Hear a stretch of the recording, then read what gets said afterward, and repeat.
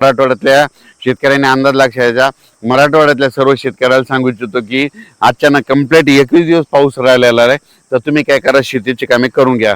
त्याच्यानंतर तुम्हाला सांगू इच्छितो उत्तर महाराष्ट्रातल्या देखील शेतकऱ्याला सांगू इच्छितो की तुम्ही काय करा, आजच्यानं पाऊस कंप्लीट 21 दिवस राहिलेला आहे, तुम्ही जवळपास म्हणजे 21 दिवसापर्यंत तुम्ही तुमची शेतीची कामे करून घ्या।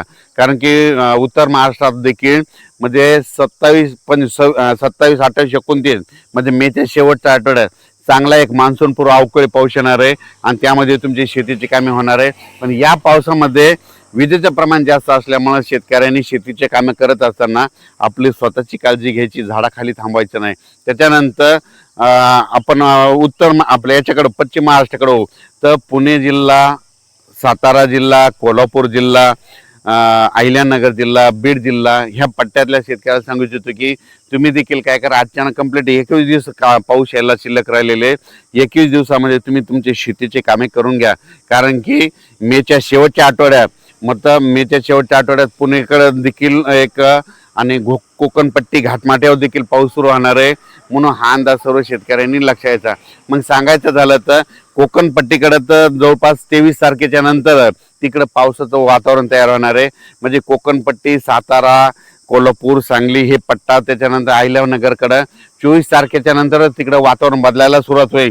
पण 24 तारखेपासून फक्त कोकणपट्टी आणि घाटमाटा परिसर त्या भागामध्ये मान्सून पूर्व अवकाळी पाऊस सुरू व्हायला तयार होणार आहे, म्हणून त्या शेतकऱ्यांना अंदाज लक्षाचा। सगळ्यात महत्त्वाचं पुणेकराला सांगू इच्छितो की पुण्याकडे देखील 25 मे पासून तुम्हाला पाऊस पाहायला भेटेल आणि गरमीपासून सुटका भेटणार आहे, म्हणून पुणेकरांना देखील अंदाज लक्षात यायचा। राज्यातल्या सर्व शेतकऱ्याला सांगू इच्छितो की राज्यामध्ये मात्र आजच्यानं पाऊस कंप्लीट 21 दिवस पाऊस राहिलेला आहे, तुम्ही शेतीचे कामे करून घ्या।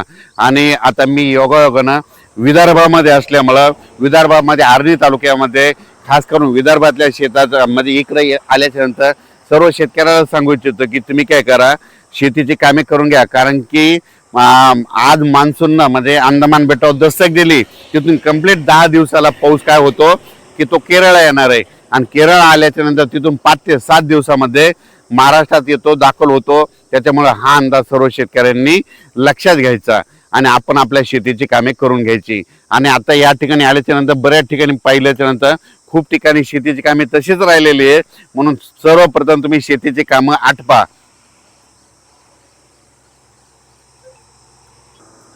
परत एकदा विदर्भात असल्यामुळं पूर्व विदर्भ आणि पश्चिममध्ये 11 जिल्ह्यात आहे, वर्धा, नागपूर, भंडारा, गोंदिया, चंद्रपूर, यवतमाळ, वाशिम, हिंगोली, अकोला, अमरावती, बुलढाणा त्या शेतकऱ्याला सांगू इच्छितो अचानक कंप्लीट 21 दिवस पाऊस शिल्लक राहिलेला आहे। 21 दिवसामध्ये तुम्ही तुमचे शेतीचे कामे करून घ्या। त्याच्यानंतर एक मेच्या शेवटच्या आठवड्यात मध्ये 27-28 मेच्या नंतर एक मान्सून पूर्व अवकाळी पाऊस येणार आहे, त्यामध्ये तुमच्या शेतीचे मशागत तयार होतील आणि 6-7 जून मध्ये मान्सून येण्यासाठी पोषक वातावरण तयार झालेलं आहे।